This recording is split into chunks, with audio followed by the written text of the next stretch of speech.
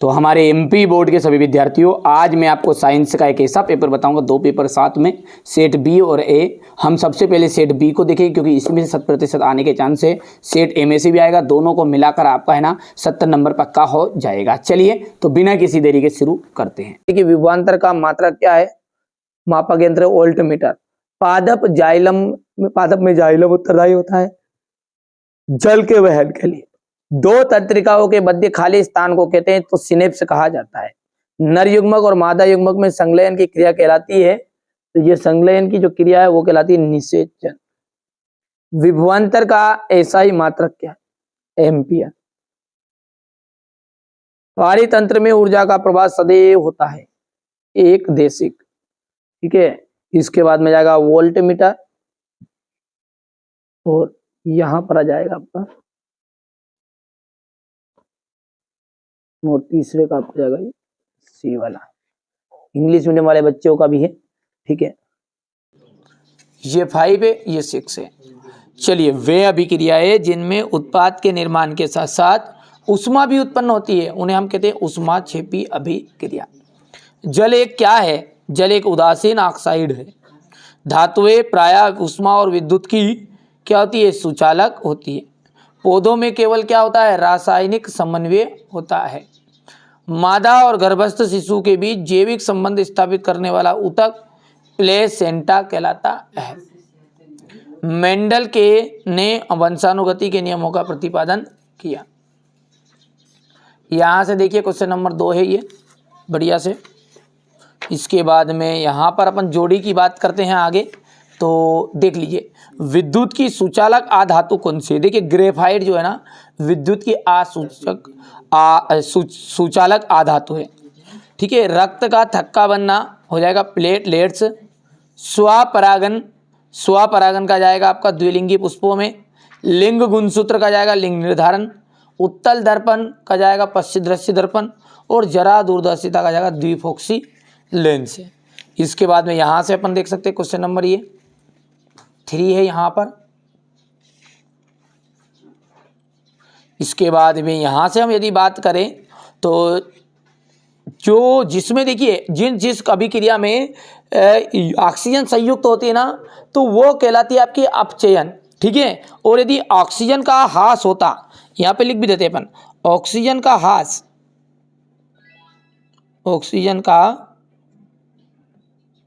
ह्रास, तो वो होती है आपकी उपचयन। और ये योग जो रहेगा ऑक्सीजन का योग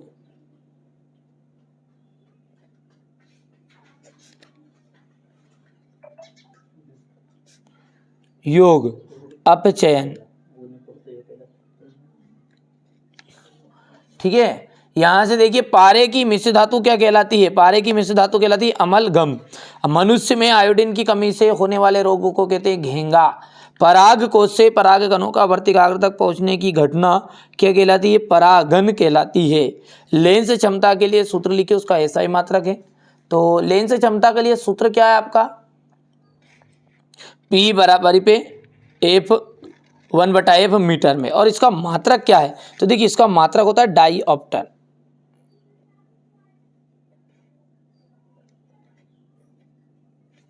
हो गया। और अंतरिक्ष यात्रियों को आकाश कैसा दिखाई देता है, तो काला दिखाई देता है। यदि हम आगे की बात करें तो ये हमारे इंग्लिश मीडियम वाले बच्चे बढ़िया से यहाँ से स्क्रीनशॉट ले लेंगे, है ना। सत्य असत्य है, तो यहाँ पर पहला आपका एकदम राइट रहेगा, दूसरा जो है वो आपका सत्य रहेगा, क्योंकि दूरदर्शी दोष के लिए हम उत्तल लेंस का उपयोग करते हैं। बिल्कुल। देखिए यदि आप इसको ट्रिक के माध्यम से याद रखना चाहते हैं ना, निकट ध्यान रखना, निकट दोष है, तो निकट में कितने वर्ड हैं, 3। तो यहां पर आ जाएगा आपका, इसमें देखिए 3 है तो 4 अक्षर कर लो इसमें तुम, अवतल। और दूर 2 अक्षर है तो 2 में कितने बढ़ा लो, 1 3 कर लो, तो ये 3 अक्षर हो गया। समझ में आया। तो दूर में कौन सा होगा, उत्तल, और निकट में अवतल। यहां से पढ़ा समझ लेना, ठीक है भैया। यहां से देखिए असत्य सत्य सत्य है, ये तो बढ़िया से कंप्लीट कर सकते हैं आप थोड़ा सा ये। अब क्वेश्चन नंबर जो 6 है इसको आप ध्यान से देखिएगा। यहाँ से पहले तो हमारे इंग्लिश मीडियम वाले बच्चे भी इसका स्क्रीनशॉट ले लेंगे, फिर इसके बाद अपन सॉल्यूशन ले लेते हैं अच्छे से, क्योंकि हिंदी मीडियम वालों का ये सॉल्यूशन मिल पाएगा। ये क्वेश्चन नंबर 7 है, ये 8, ये 9 हो गया है। 9 के बाद में यहाँ से 10, 11, 12, ये रहा 13, 14। ओम का नियम लिखिए। यहाँ से क्वेश्चन नंबर ये 15 है, ये 16, 17, 18, ये 19, ये अथवा हो गया। ये क्वेश्चन नंबर 20, 21, 22 और ये 23। सॉल्यूशन यहाँ से, ठीक है, बढ़िया से कंप्लीट। अच्छा, समझाने वाली बात है तो मैंने पहले से चैनल पर है ना एक एक वीडियो अलग से डाल रखे हैं। यदि आप सर्च भी करोगे तो भी आपको आ जाएगा। ये जरूरी नहीं है कि मैं जो बता रहा हूँ वही करो। यहाँ से प्रश्न आप देख लो, सॉल्यूशन आप मन पड़े जहाँ से याद कर सकते हो, है ना, कोई दिक्कत नहीं है। यहाँ से देखिए, सोनेरिक या सोनोरस किसे कहते हैं? आयनी, क्योंकि गलनांक उच्च के होते हैं। क्वेश्चन नंबर ये 8 यहाँ पर देख लीजिए, ये ब्रोमोपेंटेन हो गया। हाइड्रोकार्बन क्या है, उदाहरण देना है। पाचक एंजाइमों के क्या कार्य है, बढ़िया से देख लीजिए आप तो, है ना। हमारे शरीर में वसा का पाचन कैसे होता है, यहाँ पर क्रम कहाँ पर होता है। थोड़ा सा छोटा कर दूं ताकि सारी चीजें नजर आ जाएगी। ये देख लीजिए यहाँ से, ठीक है। इसके बाद में आलेगिक जनन किसे कहते हैं? क्वेश्चन नंबर 10 हो गया है। क्वेश्चन नंबर 10 का अथवा यहाँ पर, ठीक है। इसके बाद में आपका क्वेश्चन है 11,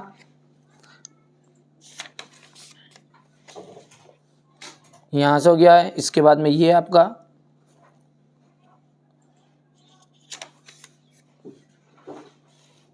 यहाँ से, और ये क्वेश्चन 13 हो गया है। परावर्तन के नियम, ये सारी चीजें मैंने पहले भी बता दी है, और जरूरी नहीं कि मैंने बताया ना मेरे पास से पढ़ो, प्रश्न देख लो, सॉल्यूशन कहीं से भी कर सकते हो, क्योंकि समय कम है ना। और आपको अच्छे नंबर यदि वास्तव में लाना है, 22 तारीख के दिन आपका पेपर रहेगा, ये एमपी बोर्ड में ना भैया। तो ये हो गया आपका, यहाँ से ओम का नियम हो गया है।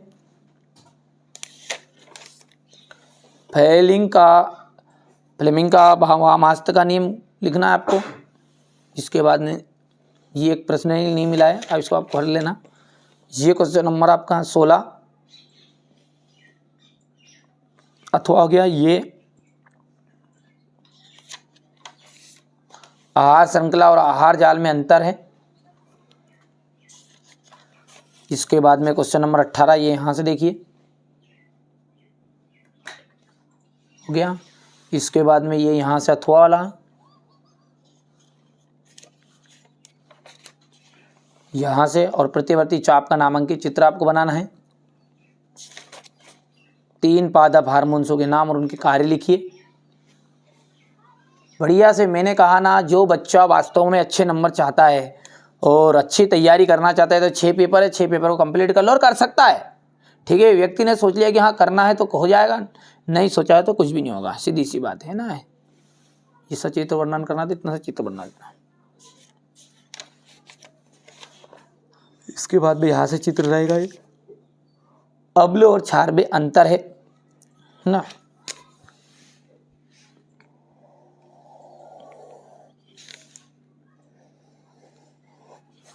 ये हो गया अम्ल और क्षार में अंतर।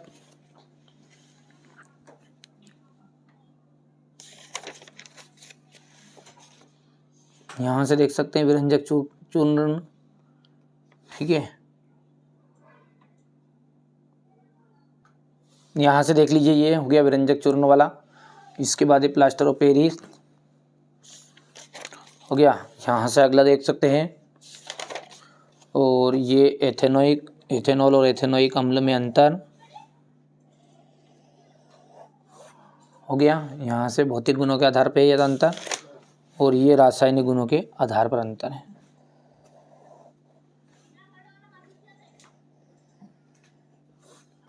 ठीक है, ये क्वेश्चन नंबर आपका 23 है।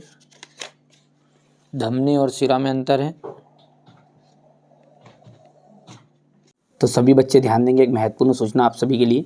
यहाँ से देखिए, इस तरह से आपको प्ले स्टोर से डाउनलोड कर लेना है इसको, है ना। इसे जैसे आप इसको डाउनलोड करोगे, ठीक है, इसके बाद में ये कुछ अपना इस तरीके से खोल लोगे ना, है ना। तो खोलने के बाद में अपन ने आईडी खोल लेना है अपने चैनल की, है ना, NCERT कोचिंग। यदि रात में कोई सी भी चीज़ें आती हैं तो मैं यहाँ पर आपके लिए डालूंगा, है ना भैया। अच्छे से कंप्लीट कर लेना, आपको यहाँ से जो चीज़ डालूंगा ओरिजिनल डालूंगा, यदि आएगी तो आप फॉलो करके रख लेना है, ठीक है भैया। चलिए तो आगे बढ़ते। ये जो बता रहा हूँ ये तो प्रश्न 100% श्योर आ ही रहे हैं ना, क्योंकि ये मेरे द्वारा रिसर्च करके बता रहा हूँ। बाकी इसमें जो आएगी खास चीज़ इसमें डाल दूँ, ठीक है। तो ये प्ले स्टोर से डाउनलोड कर लेना, ठीक है, देख लिया। तो ये आपको डालना है, ठीक है, प्ले स्टोर से डाउनलोड कर लेना और इंस्टॉल करके रख लेना और चैनल पर फॉलो करके रख लेना, है ना। चलिए जैसे आएगी कहीं चीज़ तो बता दूँगा। चलिए तो यहाँ से अपन सेट ए का पूरा सॉल्यूशन देखते हैं। आप तो बढ़िया से तैयारी करो, कंप्लीट करो, इसी में से सारा चीज़ें फंसने वाली है। यहाँ से शुरू करते हैं। जल का जो पीएच मान होता है वो कितना होता है? 7 होता है। प्रकाश संश्लेषण के लिए पौधे की क्रिया जो पौधे के किस भाग से होती है? तो पत्ती से। निम्नलिखित में कौन सा पादप हार्मोन से? साइटोकाइनिन। पराग कोश में क्या पाए जाते हैं? तो देखिए पराग कोश में पाए जाते हैं पराग कण, पाए जाते हैं पराग कण। मनुष्य की कोशिका में गुणसूत्र पाए जाते हैं, तो मनुष्य की कोशिका में 23 जोड़े गुणसूत्र पाए जाते हैं।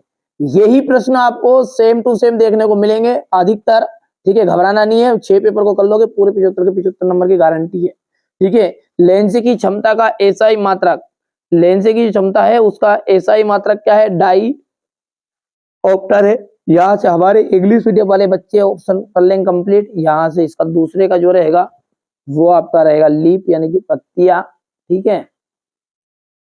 यहाँ से आपके इंग्लिश मीडियम के बच्चों के बढ़िया से, हमारा उद्देश्य यही है कि आप अच्छे अंक प्राप्त करो, ठीक है। आप तो अच्छे से तैयारी करो, ठीक है, बाकी सारी मेरी जवाबदारी है।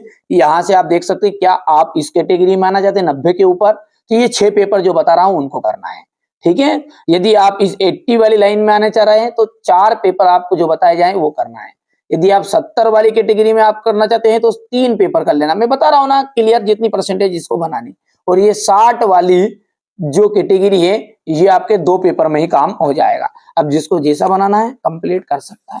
वे अभिक्रियाएं जिनमें अभिकारकों के बीच आयनों का आदान प्रदान होता है उन्हें हम कहते हैं, तो आयनों का जिनमें आदान प्रदान होगा वो कहलाते हैं आपकी द्विविस्थापन अभिक्रिया। अधात्विक ऑक्साइड प्राय, अधात्विक जो ऑक्साइड होते हैं वो प्राय किस होते हैं? अम्लीय। अब ये अधात्विक है, यदि धात्विक आता तो क्षारीय लिख देते। अधातुएं विद्युत की हमेशा कैसी होती? देखिए धातुएं जो होती है ना वो तो सुचालक होती है और अधातु है वो कुचालक होती। तंत्रिका तंत्र की प्रमुख इकाई, तंत्रिका तंत्र की जो प्रमुख इकाई है वो क्या है? न्यूरॉन है, न्यूरॉन। मनुष्य में किस तरह का प्रजनन होता है? मनुष्य में देखिए जिनमें 2 जीवों की आवश्यकता पड़ती है, जो 2 जनक की आवश्यकता पड़ती है उसे अपन कहते हैं लैंगिक जनन। क्या कहते हैं उसे? लैंगिक जनन। और जिनमें एक की जरूरत पड़ती है जो उसमें माता और पिता जैसे पेड़ पौधों में पाए जाने वाला जनन, तो वो लेके लाएगा आपका अलैंगिक जनन। प्रतिबिंब की ऊंचाई और बिंब की ऊंचाई के अनुपात को आवर्धन कहते हैं। क्या कहते हैं? आवर्धन। चलिए अब आगे बढ़ते हैं और अब क्वेश्चन नंबर जो 2 है आपका इंग्लिश मीडियम वाले बच्चों का रहेगा। बढ़िया से स्क्रीनशॉट लेकर आप कंप्लीट कर लीजिएगा। चलिए अब आगे बढ़ते हैं और अगला देखते हैं सही जोड़ी। नेफ्रॉन, नेफ्रॉन जो है वो आ जाएगा आपका वृक्क की संरचनात्मक इकाई को हम नेफ्रॉन कहते हैं। हाइड्रा में जो प्रजनन है वो कलिकायन या मुकुलन होगा। आनुवांशिकी के जनक, आनुवांशिकी के जनक ग्रेगर जॉन मेंडल। अपसारी लेंस, अपसारी लेंस हो जाएगा अवतल लेंस। तारों का टिमटिमाना, तारों का टिमटिमाना है वायुमंडलीय अपवर्तन। विद्युत ऊर्जा का मात्रक, विद्युत ऊर्जा का जो मात्रक है वो रहेगा आपका किलोवाट घंटा।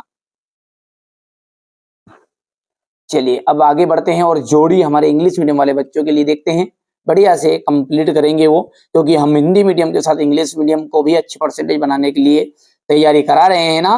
वैसे मैं हिंदी मीडियम पढ़ाता हूँ इसलिए थोड़ा सा इंग्लिश का बताने में सामर्थ्य नहीं हूँ, है ना। आप समझदार है, समझ जाइएगा।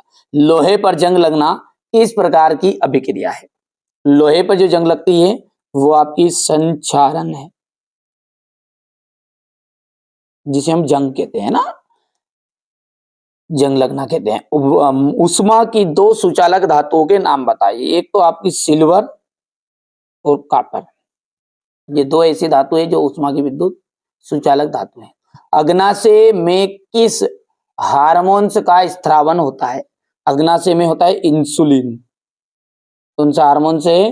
इंसुलिन। मनुष्य में शुक्राणु जनन की क्रिया कहाँ होती है? वृषण में।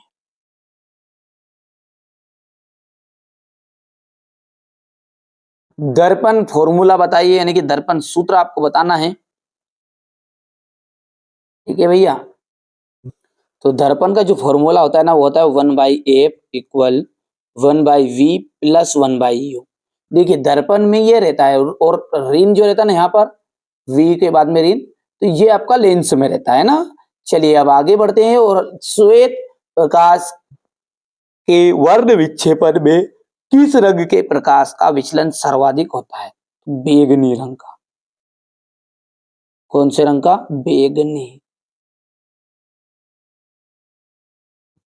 हो गया। चलिए ये क्वेश्चन नंबर आपका 4 देख लीजिए, यहां से बढ़िया से कंप्लीट करिएगा, है ना। मैंने बार बार बोल रहा हूं आपको अच्छे से तैयारी करो। जो बच्चा अच्छी मेहनत करेगा ना, उसकी सफलता रंग लाएगी। मनुष्य जो है एक मांसाहारी जीव है। मनुष्य एक मांसाहारी जीव है, तो ये बात आपकी सत्य है या असत्य है? तो मनुष्य जो है ना, वो आपका सर्वाहारी जीव है। कौन सा है? सर्वाहारी। भगत भी मिलेंगे तो कुछ उस भी मिलेंगे, तो इसलिए ये आपका असत्य रहेगा, क्योंकि ब्रैकेट में लिख देंगे सर्वाहारी। ये तो मैं आपको बता रहा हूँ ना, आपको सत्य सत्य बता। विभवांतर का जो मात्रक है वो वोल्ट है, बिल्कुल राइट बात है आपकी। विद्युत एक स्थायी चुंबक है। विद्युत जो है वो आपकी एक स्थायी चुंबक है, नहीं। विद्युत चुंबक अस्थायी चुंबक होगी, इसलिए ये बात आपकी गलत हो गई, असत्य। सोडियम एक अतिक्रियाशील धातु है, बिल्कुल सत्य बात है। कूलाम विद्युत आवेश का मात्रक है। कूलाम जो है वो विद्युत आवेश का मात्रक है, तो ये आपका सत्य रहेगा। सल्फ्यूरिक अम्ल का तनुकरण उष्मा शोषी अभिक्रिया है। कि इसका सल्फ्यूरिक अम्ल का जो तनुकरण है वो आपका उष्मा क्षेपी अभिक्रिया है ना, तो इसलिए ये बात भी आपकी क्या हो जाएगी? असत्य हो जाएगी। हो गया। ये आपका क्वेश्चन नंबर 5 देख लीजिए ध्यान से। यहां से विस्थापन अभिक्रियाएं किन्हें कहते हैं? उदाहरण सहित बताइए। निम्नलिखित पदों का वर्णन कीजिए, प्रत्येक का एक एक उदाहरण देना है। संचारण और विकृत गंधेता। उभय धर्मी ऑक्साइड क्या होते हैं? दो उभय धर्मी ऑक्साइडों के नाम उदाहरण से समझाइएगा। अयस्क और गेंग को परिभाषा देनी है, यहाँ से आप देख सकते हैं, ठीक है भैया। चलिए इसके बाद में ये यहाँ से एल्केन, एल्किन और एल्काइन से आप क्या समझते हैं? साबुनीकरण अभिक्रिया से आप क्या समझते हैं? स्वयं पोषण और विषम पोषण में क्या अंतर है? हमारे अमाशय में अम्ल की क्या भूमिका है? परागन क्या है? ठीक है। गर्भ निरोधक युक्तियां अपनाने के क्या कारण हो सकते हैं? मेंडल के प्रभाविता के नियम को लिखिएगा। मानव के बच्चे का लिंग निर्धारण कैसे होता है? लेंस की क्षमता से आप क्या समझते हैं? इसका मात्रक। उत्तल दर्पण। ये सारे क्वेश्चनों का सॉल्यूशन मैं आपको प्रोवाइड कराऊंगा। मुश्किल से 1 या 2 दिन लगेंगे बच्चों को पूरे नोट्स एक साथ, मेरा विचार है पूरे नोट्स आपको एक साथ कवर करा के दूं। अच्छे से आप तैयारी करिएगा बस, ठीक है। यहां से देखिए क्वेश्चन नंबर ये 13 है। गोली दर्पण के वक्रता केंद्र की परिभाषा, ठीक है। समतल दर्पण के कोई दो उपयोग आपको बताने हैं। इसके बाद में यहां से आप देखिएगा आगे, विभवांतर किसे कहते हैं? इसका मात्रक। विद्युत धारा का उसमें प्रभाव से आप क्या समझते हैं? परिनालिका किसे कहते हैं? चुंबक के निकट लाने पर दिक्सूचक की जो सुई है वो विक्षेपित क्यों हो जाती है। एक बार आप जरूर आपके टीचरों से इसके बारे में आप चर्चा कर दीजिएगा कि ये पेपर में आएंगे या नहीं आएंगे। यदि वो बोल दे कि ये जो भैया बता रहा है ना ये नहीं आएंगे, ठीक है, तो बिल्कुल आप इस वीडियो को कभी भी मत देखिएगा और ना याद करिएगा। आपके टीचर पर मुझसे ज्यादा भरोसा रखिए। पर लेकिन ये देख लीजिएगा कुछ हमारे रिजल्ट है, ये गए साल का 10th क्लास का है 96.75। यदि आप इस लिस्ट में आना चाह रहे हैं तो मैं आपको 6 पेपर प्रोवाइड कराऊंगा, शुरुआत में ही कहा है। यदि आप इस लिस्ट में आना चाह रहे हैं, चार पेपर में 80 की लिस्ट में जाओगे, 3 पेपर में आप 70 की कैटेगरी में रहोगे, ठीक है, और 5 पेपर अभी 3 पेपर आप करोगे तो 60 रहेगा और 2 पेपर कर लोगे तो 60 से 55 से 60 के बीच में रहेंगे। अब आपको जैसा लगता है वैसे आप पेपर कर सकते हैं, ठीक है। तो ये एक चीज मैं आपको बता दूं, भुला दो डर कुछ अलग कर। एक श्लोक याद रखिएगा, यहाँ पर एक मोटिवेट के लिए बता रहा हूँ लाइन कि भुला दे डर कुछ अलग कर। इन्हें कुछ अलग करने के लिए आपको सबसे पहले क्या भुलाना पड़ेगा, डर भुलाना पड़ेगा, है ना। तो ये देखिए तंत्रिका कोशिका न्यूरॉन का नामांकित चित्र बताना है, मनुष्य के मस्तिष्क का नामांकित चित्र है, निकट दृष्टि दोष को दूर करने तथा दूर दृष्टि दोष जरा दृष्टि दूरस्थ को दूर करना है, प्रिज्म से प्रकाश के अपवर्तन का नामांकित चित्र बनाना है, धोने का सोडा और बेकिंग सोडा के 2 महत्वपूर्ण उपयोग आपको बताने हैं, उदासीनीकरण अभिक्रिया को उदाहरण सहित समझाइए, साबुन और अपमार्जक में अंतर बताइएगा,